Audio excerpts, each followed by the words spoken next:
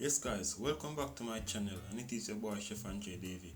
And today guys, I'll be making some mango leaf tea. So firstly, what you wanna do, you wanna go ahead and wash your mango leaf, and then you're gonna cut them in smaller pieces so they fit perfectly in the pot.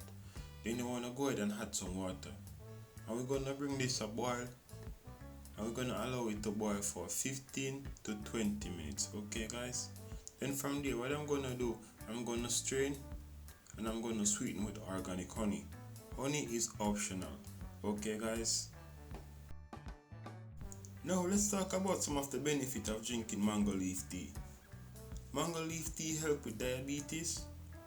It is excellent for balancing blood sugar levels. It aids in weight loss. It helps you to have a better digestive system. It also improves your vision, improve your immune system, improve your heart health, and it also helps to prevent cancer. This tea guys, you want to drink it first thing in the morning on an empty stomach, and you want to consume 1 to 2 times daily. Okay guys, so please guys, give yourself a try with the mango leaf tea.